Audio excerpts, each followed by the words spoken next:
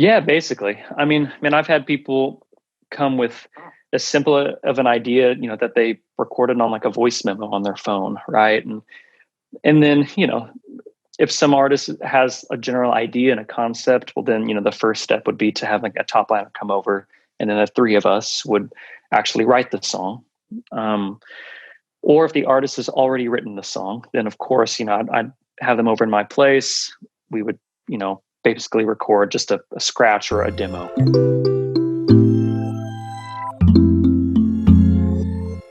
Bienvenidas, bienvenidos a Canciones a Granel Podcast, sobreviviendo en el mundo de la música. Aquí los invitados son productores, songwriters y artistas, y los ejecutivos top de la industria de la música. Para que no te agarren desprevenido y puedas aprender todo lo que a mí me hubiera gustado saber antes de haber empezado. Pero también lo que debes saber si ya empezaste. Welcome to the 14th episode of Canciones a Granel Podcast. This week our guest is Nashville-based producer and composer Austin Cannon. Austin has worked with an array of different artists in Nashville as well as in Sweden. In this episode we had a chat about Max Martin, the songwriting culture in Nashville, the contrasts of working in Sweden versus working in the US. We also talked about his origins in Oklahoma City and how he started his music career in church. He shared about his influences, his approach to producing new artists, his secret producing sauce, working with plugins and creating sounds from scratch or working with presets. Hope you enjoy this episode. I wanted to start by asking you why did you decide to become a musician, a producer, a songwriter in the first place? Yeah, I got my start in music in Oklahoma City. That's where I'm originally from. Mm. And growing up in Oklahoma, there's a church on every corner, basically. And I had kind of played piano growing up, but I happened to stay after a youth night at the church that I was a part of back in like junior high. So this is a long, long time ago. But I just happened to be like playing piano there, and one of the band members happened to, hear me and say, "Hey, man, we don't have anybody that plays keyboards on Wednesday nights. Would you want to, help us out?" And before then, I don't think I'd actually had any thought of playing with the band or becoming a musician in that sense. Piano was kind of just like a fun hobby to me. But I said sure. And so I kind of just jumped straight into it.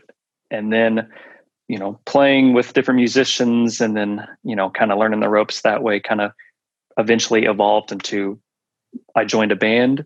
I toured, the United States for a little bit. Mm-hmm. And then that band, it did all right. We had like a little European run, but basically ever since junior high, when I realized like this was a lot of fun, music was something that I, became passionate about, working with other people and collaborating. So, I'd say since, I was a teenager, did music at least start presenting itself as an opportunity for, what would eventually become my career down the road. Oh, yeah. And I've been noticing that because the other day I interviewed this guy from a band. He lives in Washington State, and he also told me his story. And he told me that he also started somehow in playing in church. And I feel that in the United States, in some states, the church is very important for the music and artistic like aspects, and the evolution of some of the young people. No, do you Absolutely, man. Yeah, I feel the exact same way. Church kind of helped provide the opportunity to get involved in some capacity that might not have existed, at least for me otherwise. Yeah. I didn't have a network of other musician friends that I was a part of, and church kind of helped open that door for me. So whether you're religious or not, or it was more so providing an opportunity that I felt like, kind of helped like lay the foundation, at least for what I liked to do. But it's pretty common, at least in the South for sure, for musicians to be involved in some church and then, move on from there to whether they're, a songwriter or an artist or a band or something. But it definitely helps open the door for sure. And were your parents like music at all, or artistic, or was it something more like your way? Yeah, they weren't musical at all. In fact, I don't think any single other person in my whole family is musical. Okay. But I remember they had just gotten me like a little Casio keyboard when I was a kid. Oh, and yeah. And yeah, like the keys would light up red. I could listen to some of the the songs that were programmed in there, like Twinkle Twinkle Star or some nursery rhyme kind of thing. Real basic level stuff. But I was able to like pick it up. I mean, I've always played by ear, and so that was kind of a good little test kind of thing for me to at least start like hearing something, playing that. But as far as the rest of my family, there's nobody that's musical or in this industry at all. Okay. And I read your bio on your webpage, and I noticed you traveled somehow. You went to LA to this internship you did in the studio, and then you went back to Oklahoma. And then why was it that you end up in Nashville, in Tennessee? Yeah. So the short version of all of that kind of actually has to do with my wife. My wife is from Sweden, and she had to go through like the green card process and the very long, expensive process. But when we had initially connected, she was a foreign exchange student in Los Angeles or in Santa Monica. Okay. And so I knew at this point in time, at least in my life, that music was kind of on the forefront, but I didn't have any actual like deep connections. And so I was able to get an internship at a studio in Burbank, and that kind of worked out because she was in Santa Monica. And so it all kind of panned out to where, we could, kind of begin like the inner roots of our relationship there. But at the same time, for me, it was my first experience like working in a studio capacity, in a city that actually has that kind of industry. And then after we got married, and she would continue through the green card process, we basically couldn't afford to live in Los Angeles anymore. So we moved back to Oklahoma City, which is where I'm originally from. And it was just a little easier, finances of life. Like cost of living in Oklahoma is one of the cheaper places in the United States, whereas LA is like the most. Yeah. And so for us, it was more of a financial decision. And then once, in Oklahoma, there's a tendency to peak out. So, I mean, if you're a musician that strictly performs and you play music for a living, there's plentiful opportunity. But if you want to write, if you want to produce or create, I mean, there's no publishing companies, record labels, management, there's nothing. And so Nashville kind of became the best of both worlds, to where it was more affordable than Los Angeles, but still had all these same opportunities in regards to, people actually in the industry here. And that's how we ended up here. Okay. And why production, and why not, sticking with piano and playing in gigs? And why did you decide to focus on production? Yeah. So playing full time was kind of my main thing for a good bit. After the band that I was in, we toured for about 6 years. The band imploded in a very spectacular fashion, as most do. We all hated each other for a little bit, and then now we're all best buds again once music's completely out of the picture. Of course. But I mean, I still had, that itch to play and perform and get on the road. And so then I kind of just, I guess freelanced, if you will. I would tour and be a music director and keyboard player for, various artists. And I continued to do that up until we had our daughter, Ivy. And so Ivy, she turned 3 years old last month. And, that's kind of a pretty big decision there to like be home and be present, as opposed to like always being on the road or something, because, it's easier to do that when there's no kids involved, Yeah. But once Ivy came along, the decision to kind of focus a little bit more so on writing and producing, and to start kind of developing more of like my studio here in Nashville. So I'd attribute that to us having a little girl. Okay. And songwriting is like I've noticed is very big in Nashville, isn't it? Like it's like the core of the town, I guess. Like why is there that tradition over there? I don't understand. Nashville's, I mean, I guess on like an outside perspective, it's probably most known for its country music, Yeah. which it's still a very large part of, the community, and, record labels and artists, they're all here. But in regards to, just songwriting in and of itself, a publishing company's job is to connect songwriters with artists, and why it chose Nashville as that particular location, I have no idea. But in the music that I make and the music that I'm a part of, between pop music, a little bit of country music, a little bit of Christian music, those are kind of the three main cornerstones of what make up the industry here. Thus, all of those publishing companies that have those connections, to those artists are here as well. And so, you go to where the most opportunity exists, and if you write songs that are country songs or Christian songs or pop songs, then Nashville has the opportunity to kind of help, bridge that gap. And would you say, because I've been listening a lot to Taylor Swift recently, would you say many of the up and coming artists in Nashville or in the region are wanting to imitate sort of the style of Taylor Swift somehow? Or because I've heard some of them and I feel like there's some kind of resemblance. Yes and no. I mean, everybody always looks at, what are the people at the top doing, right? And yeah, typically if whatever Taylor Swift is doing is working, then naturally others follow suit.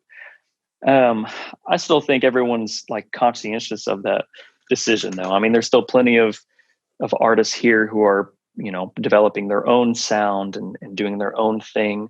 But of course, Taylor Swift is from here, and so she has a massive influence on not just the artists, but too. I mean, she's profitable, and while we all love writing songs, and doing it for the art and the creativity, obviously, to stay in business, you got to put food on the table, so you have to follow the money in some aspect. So I mean, that's probably why it has as big as influence as it does, is because she's successful and other people want to be successful too. Yeah, that's a good point.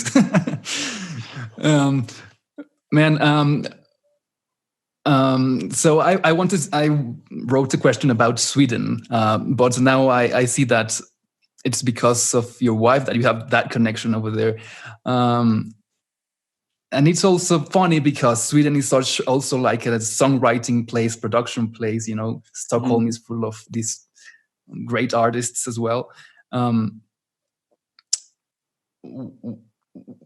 Which would be, the main difference you notice between working in the US, working in Nashville, or working in Sweden? What's the, the contrast? Yeah. I mean, I think the biggest difference is personality. I think as far as actual opportunity, it's pretty much the same. But in regards to what's very common here in Nashville is it's a very communal aspect. I mean, man, when I first moved here, to make a name for yourself, you want to reach out to people, you want to support other artists, support other producers and writers. And so there was a lot of reaching out, I mean, man, that was the most dehydrating part of my life, because I had so many coffee meetings with so many people that I looked up to that I was grateful that they would even meet up with me. Right. Okay. And that's kind of a good staple of Nashville, because it's the South, it has to do with like Southern hospitality, and people are kind of used to that. But generally there's a big element of support, which I really appreciate.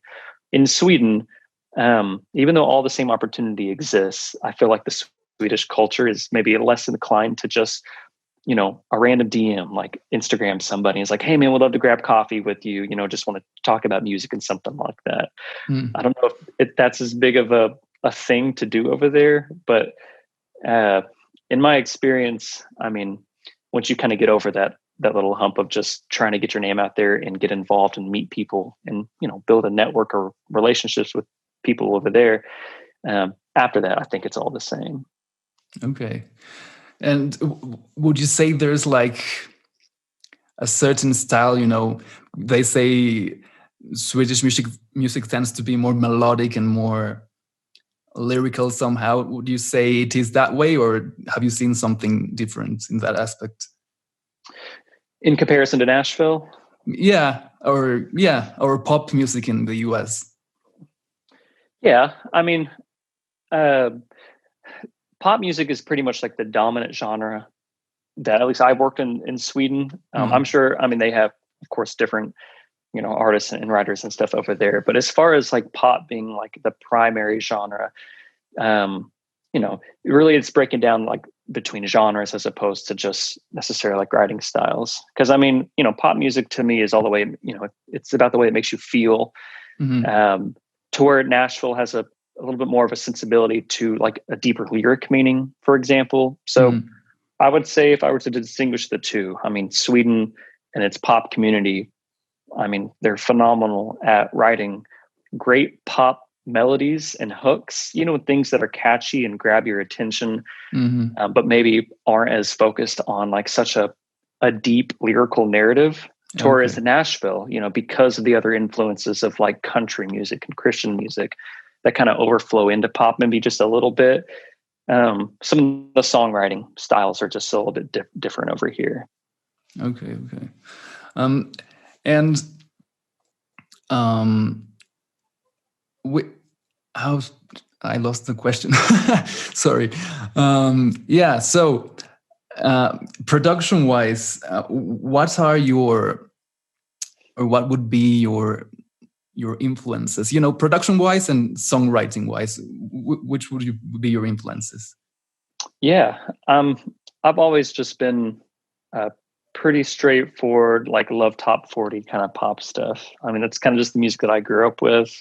Okay. And so naturally that plays a role into the kind of music that I make. I mean, I think it's important for me or for anybody. I mean, you want to make music that you would listen to on your own, right? Otherwise I feel like it could come across disgenuine.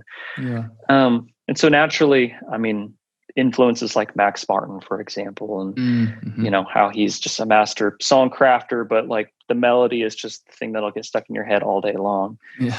I mean, he's a big influence, of course. A guy named Mike Crossy, I don't know how you say his last name, but he's a producer back and forth between like London and LA, and he's worked with like Arctic Monkeys in 1975.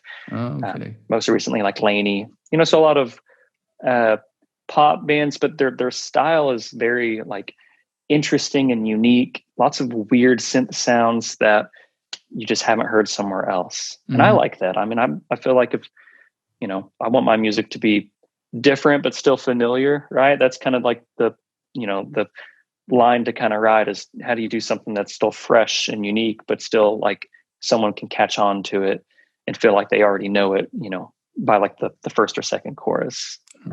So between, there's like Dr. Luke, of course, Greg Wells. I mean, these are all massive influences who have been doing it for a long, long time, but have definitely found out how to make, just authentic, genuine pop music that feels good and represents the artist well and is obviously successful. And in the songwriting aspect, do you have someone you look up to?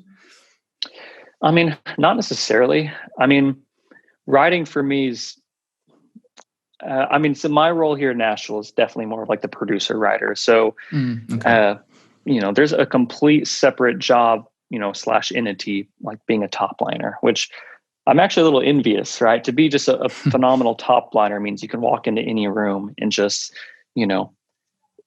unload this beautiful song lyric that, is just cohesive and brilliant. And I wish I had that particular talent. So, I mean, as far as songwriting goes, I'm always I never want to be the best writer in the room, right? That's kind of the thing is like, I'm trying to be sure there's always a better actual writer than me, but the more you do something, the better you get. And you start recognizing the ins and outs of like, what are all the tedious tasks of, like songwriting is a lot like a math equation, right? I mean, there's a way to balance certain things and make sure some rhyming schemes are appropriate and when not to rhyme and how to work on your syllabalism. I mean, there's a very, like philosophical and technical way to go about songwriting, but I don't know if I have any particular person besides like Ryan Tedder. I mean, he's brilliant with lyrics, writing clever. A guy named Michael Pollack, also in LA. I mean, just a phenomenal lyricist. Julia Michaels. I mean, she's brilliant with her lyrics.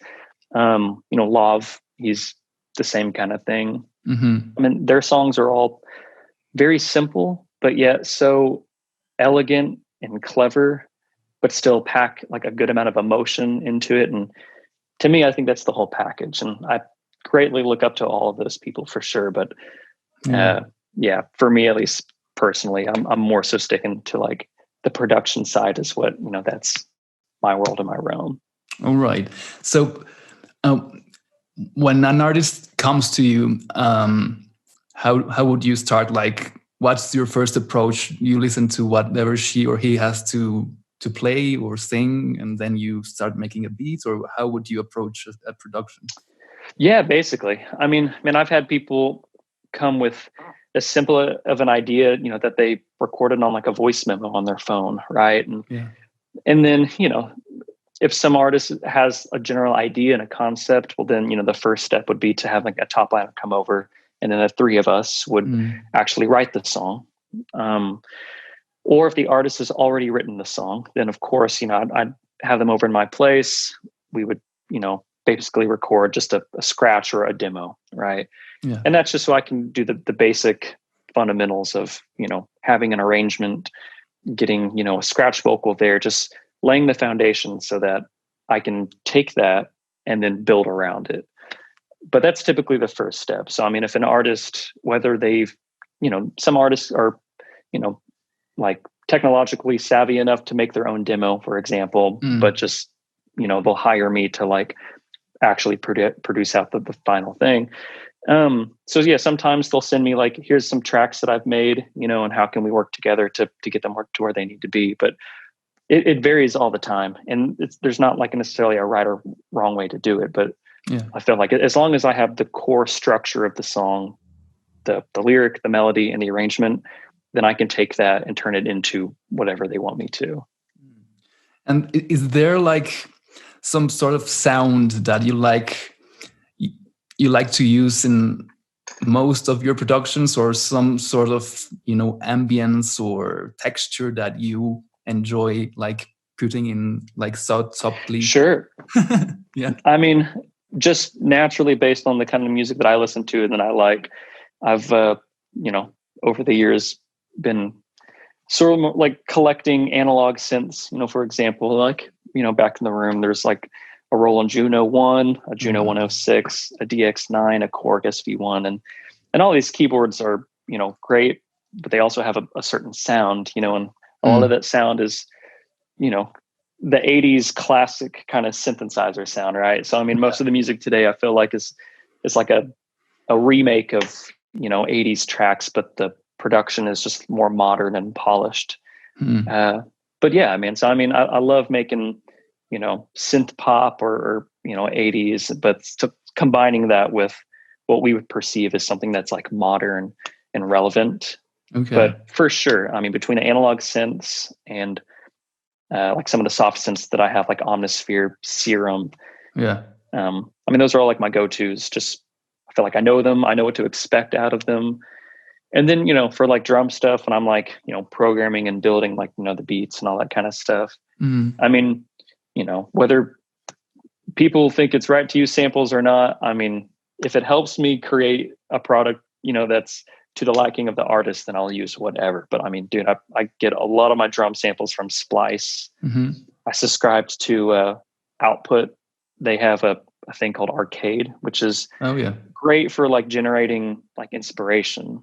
I mean, and I guess that's to sum it all up. Like, that's what I look for. Like, I'll use anything and everything that helps like inspire me, but also is, what's right for the song and right for that production. Yeah. I mean, in the end, they're just tools, that can help your creativity go forward, Exactly. And which do you have like which would be like your 3 go-to plugins, like the must-have? Yeah. So must-have. So typically in my sessions, like, because I'm like, my space and what I do is more so the fundamental production of the track. I'm not mixing. Like, if I don't have to mix it, I won't. I choose to have someone else mix these songs and master. Yeah. But there are still plugins that I'll use that like help me get a good representation of what it sort of will sound like. So I use Isotopes like Ozone for, just slap it on the master bus and, it'll do some quick EQ and compression and then, get it up to like a line level kind of thing. And it's just a real simple and easy way just to kind of, put the final touch on like my part of the work before, getting approval to send off to mix or send off to master. So love the Ozone and all the Isotope stuff. I mean, I run all my sessions like off of a UA and Apollo. And I mean, their plugins are great. At my setup here, it's more so again for creativity and writing and production. And I'll do, scratch or demo vocals here, but I obviously still want to, have a good signal chain. So I mean, I'll use the UA plugins, like they have a good pre that's a part of like the Apollo, and then like an LA2A, just some light compression, like recording in. All right. So the UA stuff is great. Love their plugins. I use the Sound Toys collection a lot. They just have some interesting and yeah, to me, like all of their plugins, like Echo Boy and like Decapitator, like they all have like a certain amount of like color or saturation to them that I like, and for what I do is appropriate. So I mean, the Sound Toy stuff is great too. And when you work with with VST, with virtual synths, do you like, I suppose, I don't know, but do you like making your sounds from scratch, or, just putting some pre-made samples in there? Or it's both and. Yeah. Like, for example, I know Omnisphere well enough now that I've used it for a couple of years to where if I know exactly what I'm trying to get and go for, then I can more so like develop it from scratch. But a lot of the times, I'll have a lot of presets to where I know that will be close, and then I'll just go to the preset, and then from there I can dial it in further. This is a question, I posted that I was about to interview you, and some people had like this specific question. How does production work over there, like business wise? Like, do you get like an advance, or do you get like points after, or how does it work in the US? So I typically work off, would be like a production advance. So I'll communicate with the artists, and I'll, want to gather as much information as possible. That way, how I work is I have a flat production rate, and then depending on the necessities of the song, I'll add on top of that. So typically for like a pop production, I'll have a flat rate, and typically how it works, it's a production advance. So, I mean, they're going to pay me up front for, the product, and nowadays too, I mean, I'll take a couple producer points on the masters, maybe like 3 to 5%, depending on like the artists. It's a little bit easier to work with signed artists, of course, because the label obviously handles the administration for that, as opposed to independent artists, which they are their own label. So in regards to anything having to do with like royalties or back end kind of things, it's a little bit more challenging, just because that means like the artist is the one accountable for paying those things out. And a lot of the times, it's all down to like negotiation. So I rarely even will take points on independent projects. But I mean, so I mean, I'll get paid up front for the production, and then the artists themselves will typically own like whether all or like the majority of the master recording itself. And say for a beginner who is just starting, coming out from college, like how much would you say it's good to charge for a song, or for a couple of songs, for someone that's just starting? For someone just starting, I mean, man, I can only speak from my own experience and how I learned and got involved into the industry. And I mean, early on for me, what was most important was just like getting my name out there and showing that I had something to offer. I mean, because especially in Nashville, I mean, there's, like at least another 1,000 people who do exactly what I do, probably even better than me. So how do I stand out? And so when I first started out, I mean, I worked for very little to nothing at all, right? Yeah. Just so I could have my name attached to just some projects that I wanted to be a part of. And, at that point it was like maybe laying down some keys patches and doing all that kind of stuff, or very like minimal production. And, you do that enough times to where, you start like developing your own catalog of like a repertoire of like, here are songs that I've been a part of. Yeah. And then eventually, maybe the responsibility will grow a little bit to where then I can like co-produce with somebody else. But I mean, yeah, dude, I did projects for $0. And then I think when I first started, like actually, like if I'm going to fully do the whole thing, maybe like $300 to $400, Yeah. And then from then on, it was just about, factoring in my amount of time that I'm spending on these projects. Because you got to think, even though you get paid up front, it's like I've had like numerous occasions starting out to where, I'll work with an artist who continually wants to change certain things. Yeah. And then you end up working on the same project for months. And then if you factor that down into like an hourly rate, I'm making like $2 an hour or something, so it's just kind of just, boiling it all down together to, what do you need to survive? Like if music's the only thing that you're doing, then you have to charge the amount of money that would put food on the table and, provide for your life. Of course. But I mean, I worked, other jobs, of course, and then produced on the side and continued to build up that foundation. So it was more so the turning point of like upping my rate based on, the quality of work that I feel like I was putting out there. And eventually the work will speak for itself, which that's what anybody wants, right? Because at that point in time, that's when, instead of me having to hustle all the time to try to get my name out there, the songs that I've already been a part of start doing that work for me. And then that's what's attracting new customers. But yeah, dude, I feel like if you can offer a good product to an artist and you can, deliver that in a way that's like competitive in today's market, but you're still getting your name out there, then a couple $100 is probably like a smart place to start. Yeah. And then obviously you can up that from there. Yeah, of course. And yeah, I guess it's different like over there in the US and then here in Mexico, but I get your point. Yeah. And yeah, it's also, about the hustle you talked about, you starting from nothing and then building up your way to the, Right. Yeah. So I'd like to ask you, sorry, one last sort of question, and then I have like this final section of questions that I ask to every guest. So the thing I wanted to ask you is LA, Nashville, Chicago, New York, Austin, Miami, Atlanta. These are like very like musical hubs, or they have like their niche. In Miami you have the Latin artists, in Atlanta you have rappers and so on. Right.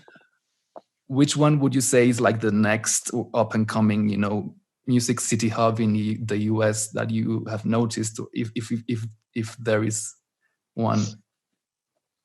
Yeah, I mean, between all those cities, man, I feel like that pretty much covers it as far as that I'm aware. I mean, I'll still travel back to Oklahoma City every now and then, but yeah, I mean, you want to go to where the actual like business side of the industry is, right? Like Oklahoma City, for example, it has a great music culture, but jumping into the culture full time to be, well, I guess you have to define on what you want to be. Like if you want to be a songwriter, if you want to be a producer, or if you want to be an artist or a rapper, then I mean, it makes most sense logically to go to where that it's happening currently. And I mean, I don't know exactly how like new markets just pop up, I mean, I think like Nashville will always be, a central hub of, the music industry just based on the opportunity that's here. Same with LA and same for the others. Yeah. But I mean, all it takes is like one artist and one, company or something to blow up another city, but I just don't have like the perspective to know what that could be. Okay. All right. So final questions. If you could travel back in time to a certain era in time, which time would you travel to, and who would you meet over there? And who would I meet? Um, yeah, man. Who would I meet if I travel back to a different time? That's a good question. I mean, is it like too cheesy to like to say myself, or something? If I like wanted to travel back in time to kind of like give me some forewarning on like what I was getting myself into. Yeah. I think everybody kind of looks back at like, oh, okay, could have done that differently in some context, but Yeah. But man, I would have been great to, go back in time and meet, I guess, all of these amazing like artists or songwriters, like at the point to where they were just getting started, or like Max Martin, for example, and just kind of ask him like, Yeah. What he's doing and how he's getting to where he's getting.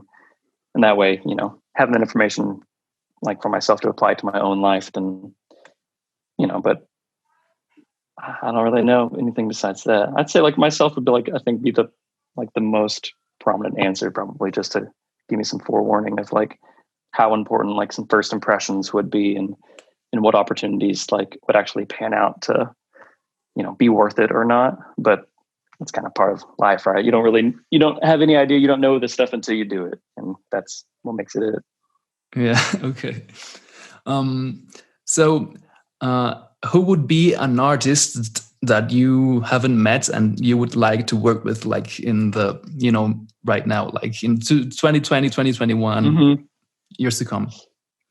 Yeah, man. I would love to work with like Troye Sivan. Like I think that dude is so talented. Yeah. His music's brilliant. His sound is exactly what I like. And then, like Laws and Laney and, these are all kind of like more modern, but like simple pop kind of bands. And I mean, I've been a big fan of all of these guys for like years now. So, I mean, to have the opportunity to actually like work with them and help be a part of like their sound, just because how much, I like it personally, and it'd be amazing. So, Laney, Love, Troye Sivan, Julia Michaels, sure. Sasha Sloan, she's in town, Lennon Stella. Okay. Yeah, that's pretty much like the initial gist of all these pop artists. Nice. So the next one is, what would be 3 things you could say to someone, like say, do not do these 3 things if you want to thrive in the music industry as a producer, as a songwriter. Do not do these 3 things.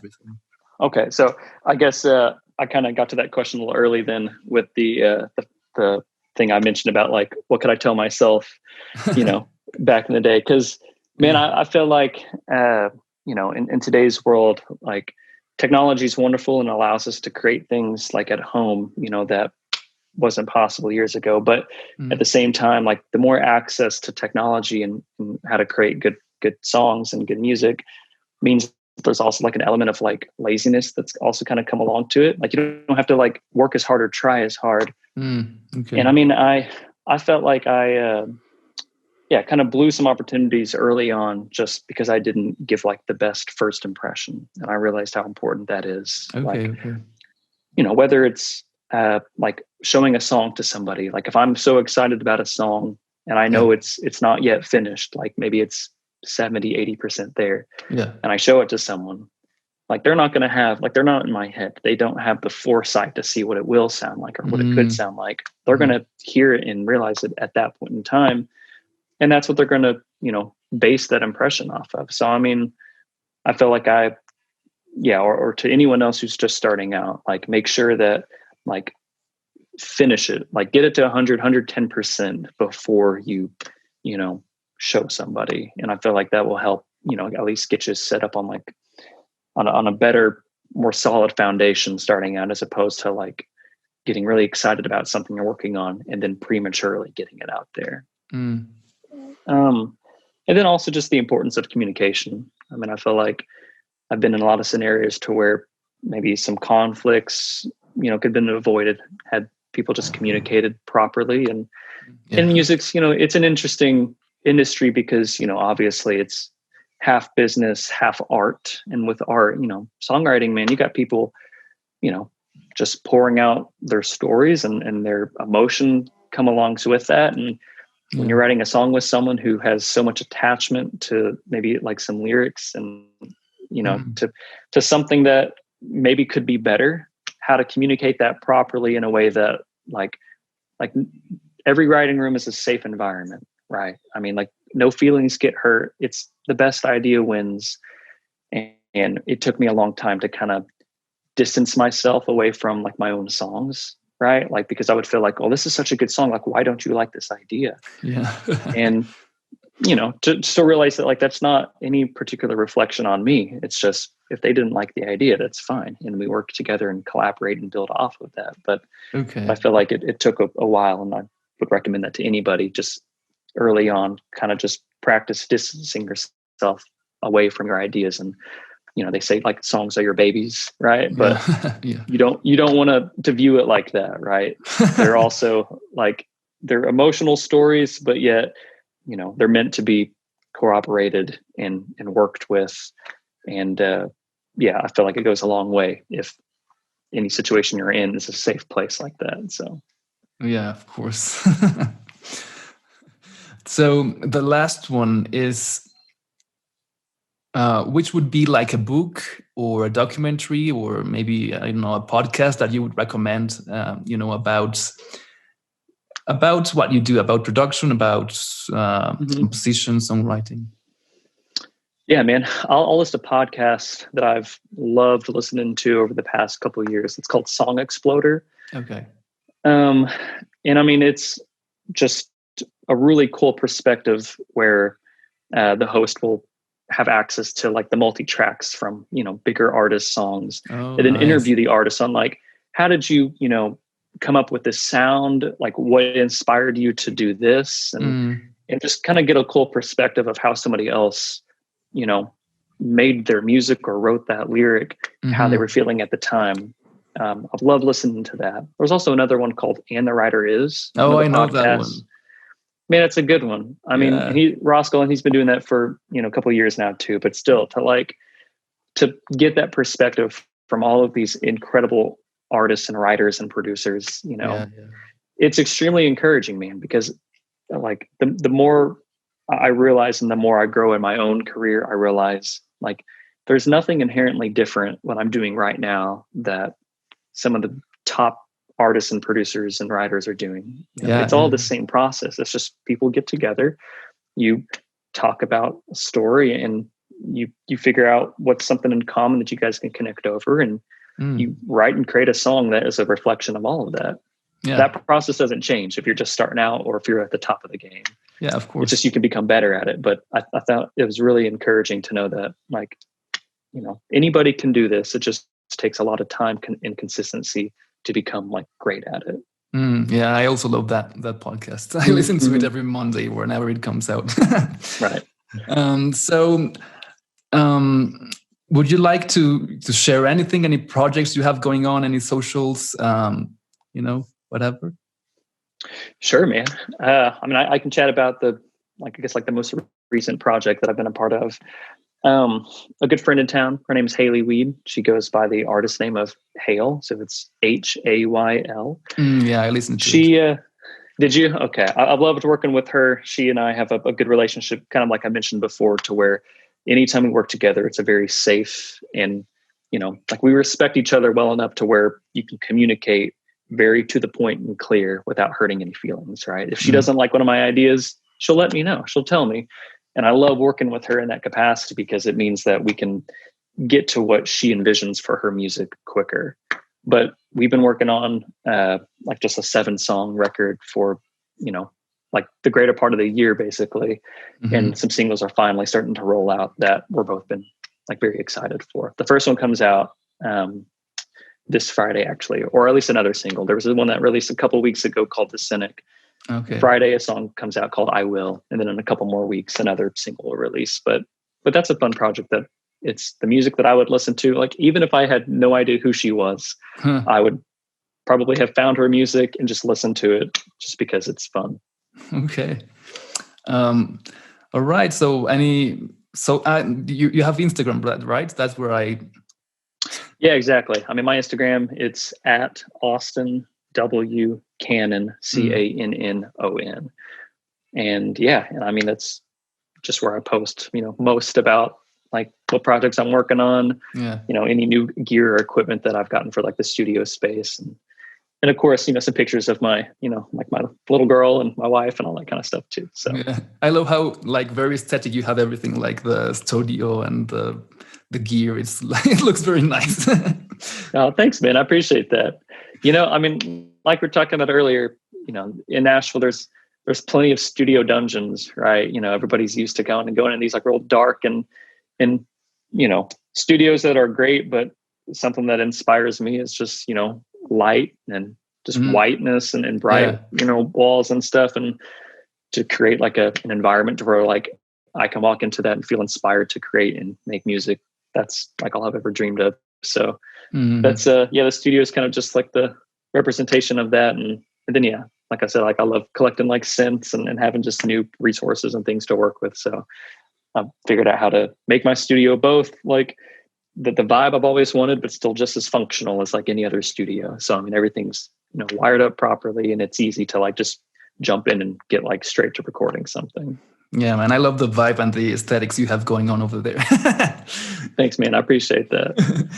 Well, I mean, thank you very much. I think this is it.